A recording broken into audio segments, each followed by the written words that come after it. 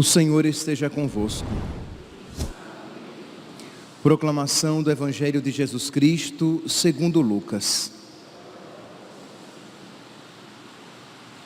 Naquele tempo, um homem que estava à mesa disse a Jesus: Feliz aquele que come o pão no reino de Deus. Jesus respondeu: Um homem deu um grande banquete e convidou muitas pessoas. Na hora do banquete, mandou o seu empregado dizer aos convidados: Vinde, pois tudo está pronto. Mas todos, um a um, começaram a dar desculpas. O primeiro disse: Comprei um campo e preciso ir vê-lo. Peço-te que aceites minhas desculpas. Um outro disse: Comprei 5 juntas de bois e vou experimentá-las. Peço-te que aceites minhas desculpas. Um terceiro disse: Acabo de me casar e por isso não posso ir. O empregado voltou e contou tudo ao patrão. Então o dono da casa ficou muito zangado e disse ao empregado: Sai depressa pelas praças e ruas da cidade. Traze para cá os pobres, os aleijados, os coxos e os cegos. O empregado disse: Senhor, o que tu mandaste fazer foi feito e ainda há lugar. O patrão disse ao empregado: Sai pelas estradas e atalhos e obriga as pessoas a virem aqui, para que minha casa fique cheia.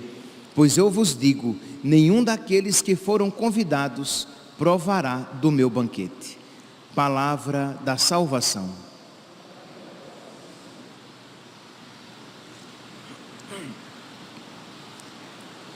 Caríssimos irmãos e irmãs, o Evangelho de hoje nos apresenta Jesus falando sobre o reino dos céus e os convidados para o reino dos céus. Isto é,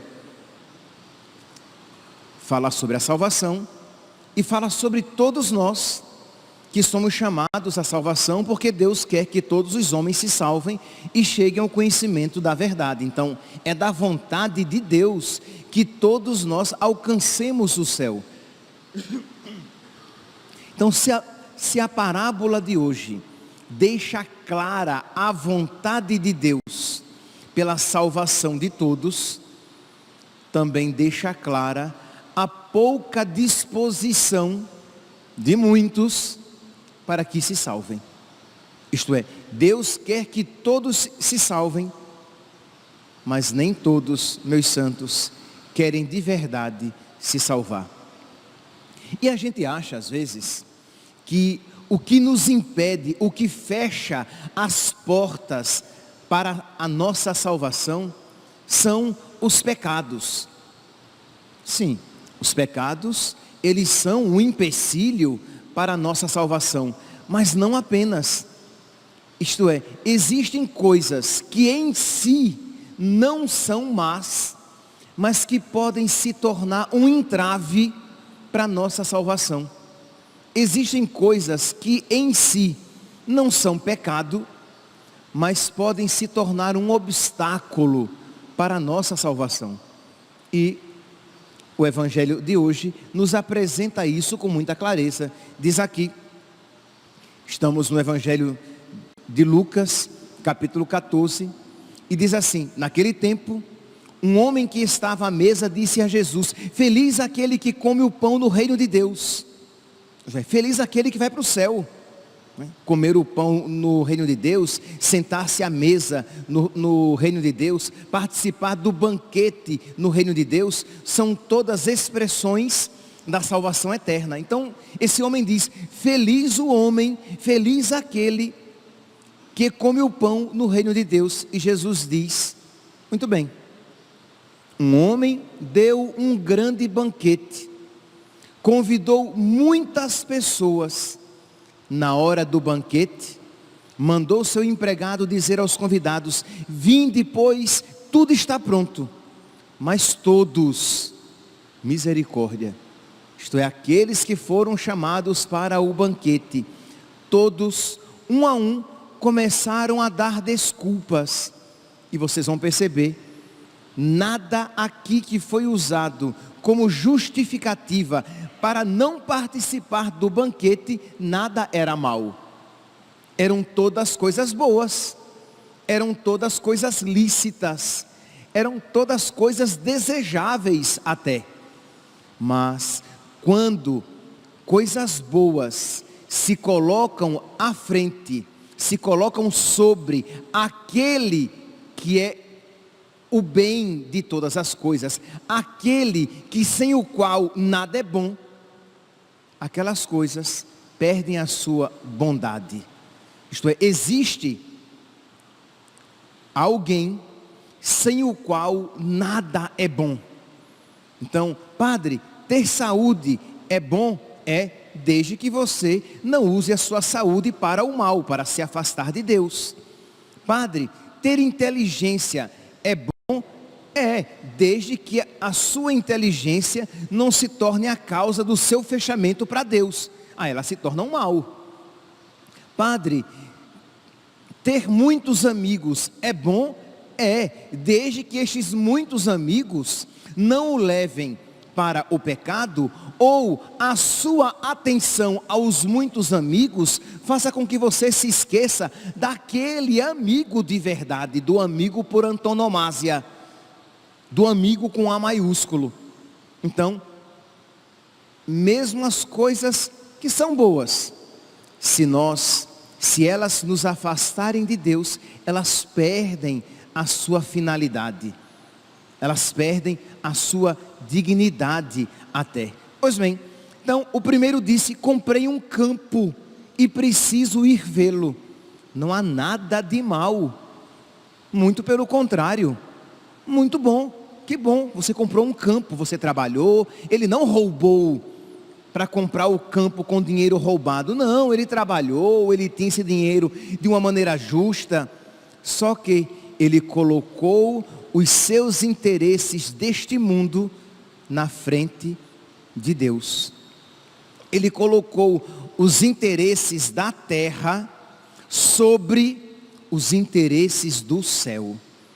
E quando nós isso fazemos, e não são poucas as vezes que isso fazemos, quando nós isso fazemos, nós colocamos a nossa salvação em risco.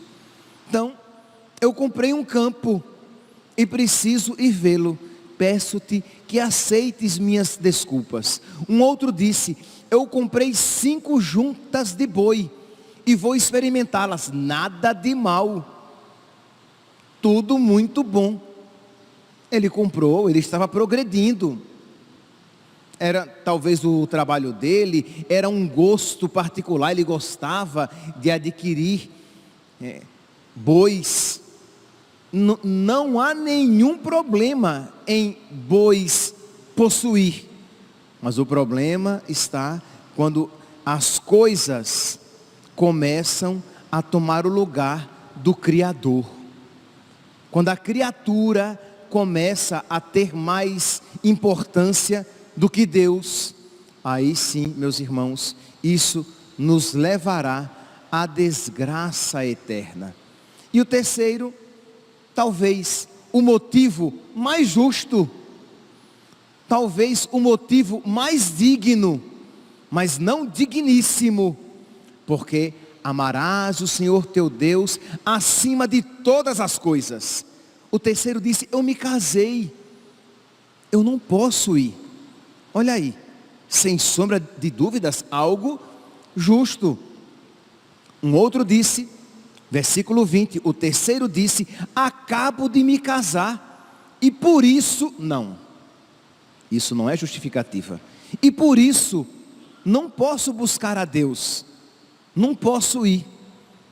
E eles perderam o reino dos céus. Outros tomaram o seu lugar. Meus irmãos, nós não podemos deixar que nada neste mundo tome o lugar de Deus.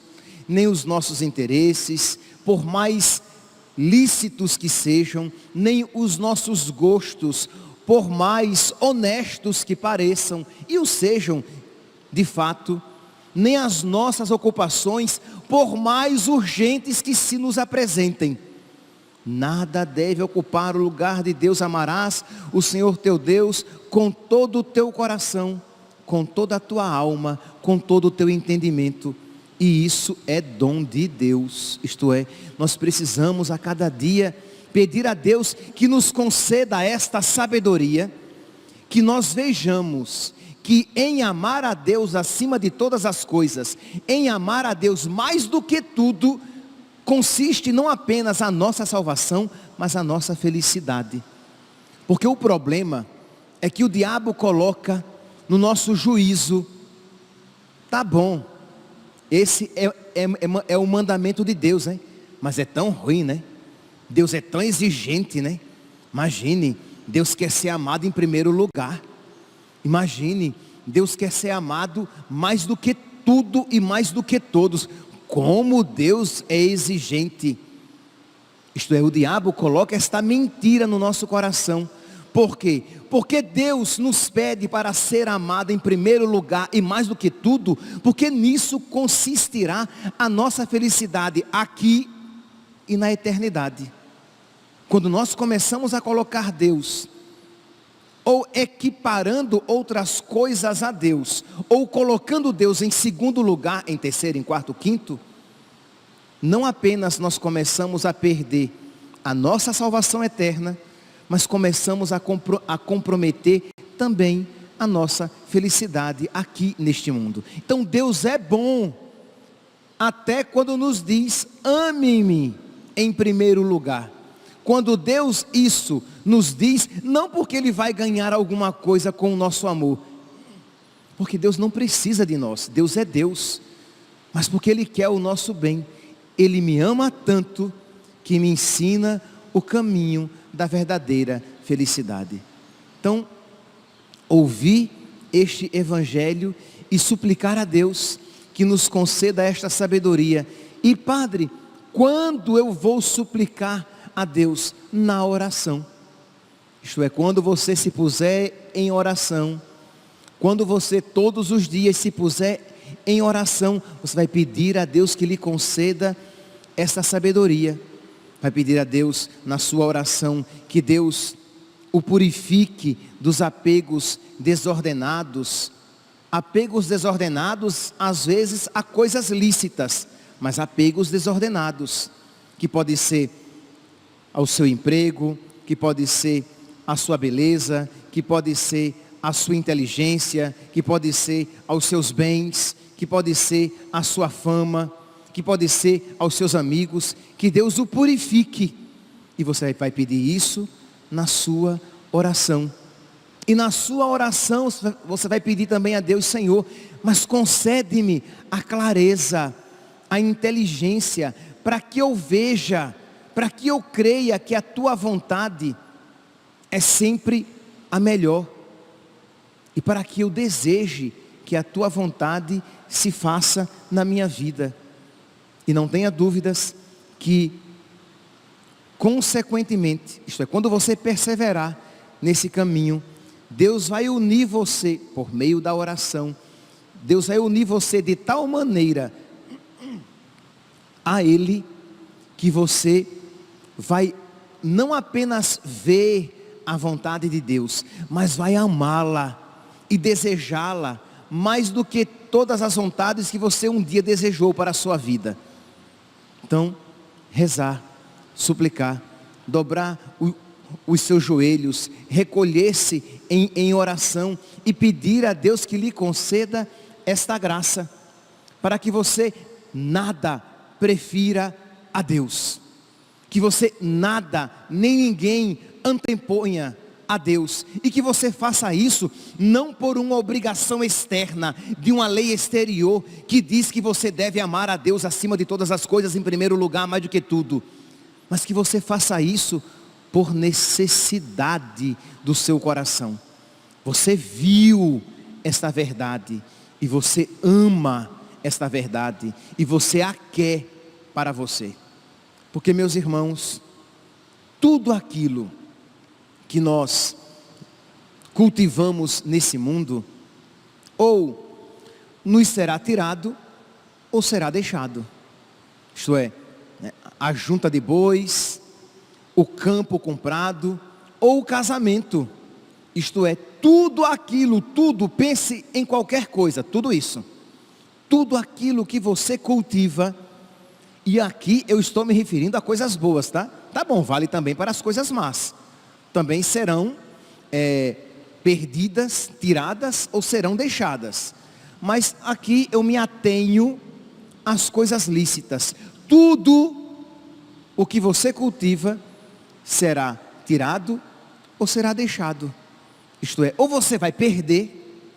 Você cultiva a sua saúde, não se preocupe, um dia você vai perdê-la. Mas cedo, nossa, padre, como o senhor é otimista, não, bobão, eu sou realista. Você vai perder, mais cedo ou mais tarde. Não existe essa que você morreu saudável, só se foi de morte morrida, de morte matada, como se diz. Aí você vai deixar. Você não foi tirada, mas foi deixada.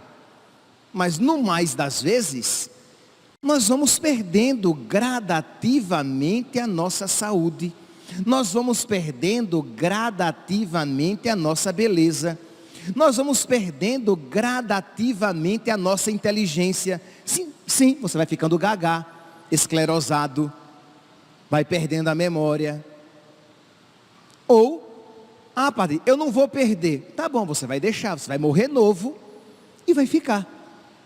A sua beleza vai ficar. Você morreu jovem, a beleza ficou. Os seus bens, você não perdeu, você morreu rico, mas você vai deixá-los. Você não vai levá-los. Então tudo aquilo que você cultiva, ou será tirado, perdido, ou será deixado.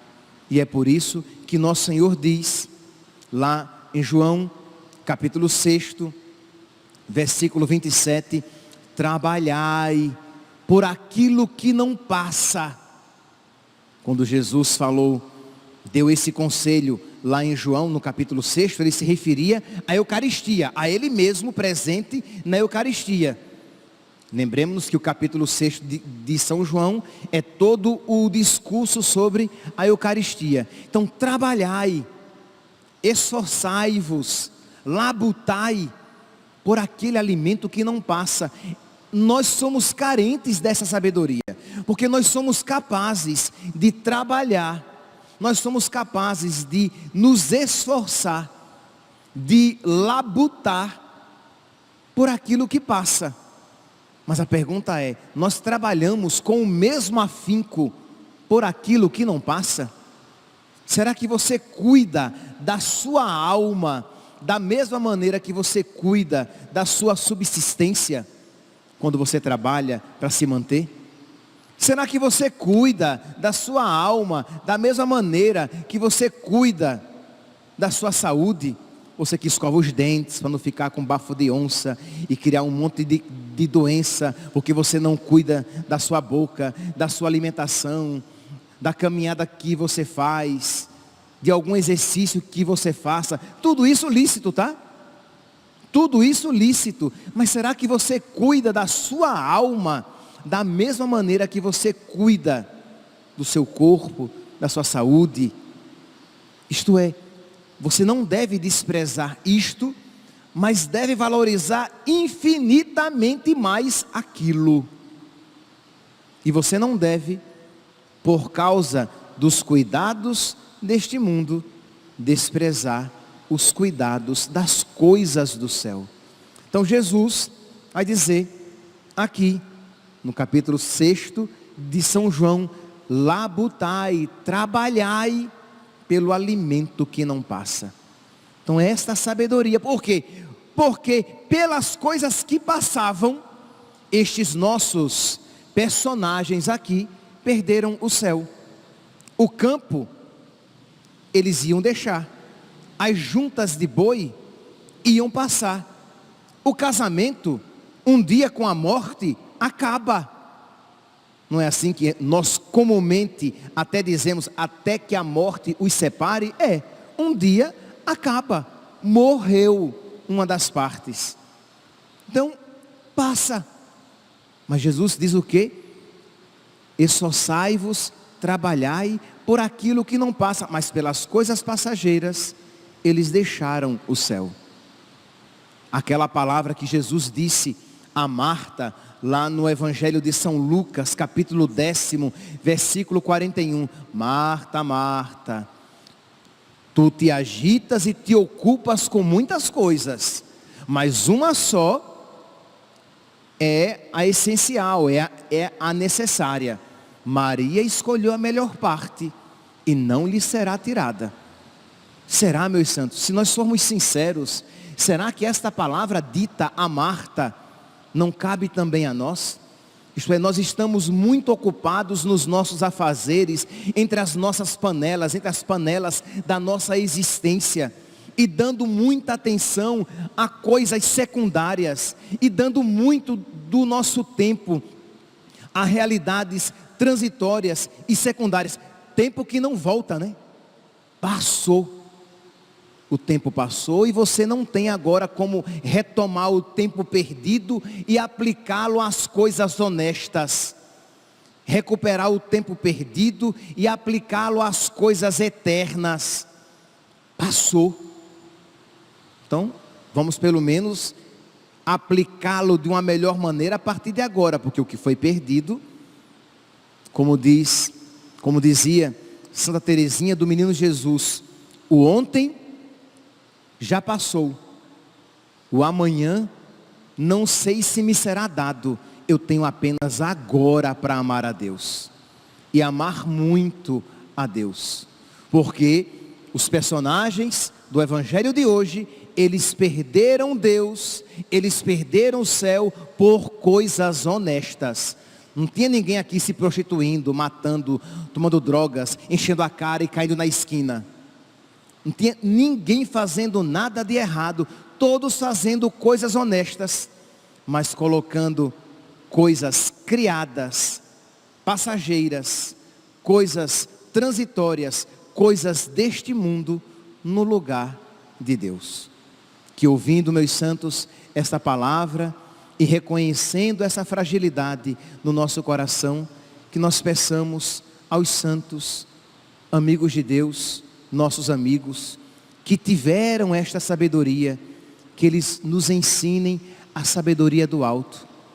Que nós peçamos aos nossos anjos da guarda, que eles nos ensinem, eles que nos foram dados para nos ensinar esta lição, que eles nos ensinem, que você diga mesmo ao seu anjo da guarda, me ensina novamente. Você que não aprendeu, não por culpa dele, mas porque você não prestou atenção, ou porque você não queria aprender. Então peça ao seu anjo da guarda, né, fazendo aquela oração tão simples: Santo anjo do Senhor, meu zeloso guardador, se a ti me confio a piedade divina, sempre me rege, me guarde, me governe, me ilumine. Isto é, para que eu veja, para que eu queira, para que eu ame. Peça a Nossa Senhora, a mãe da sabedoria.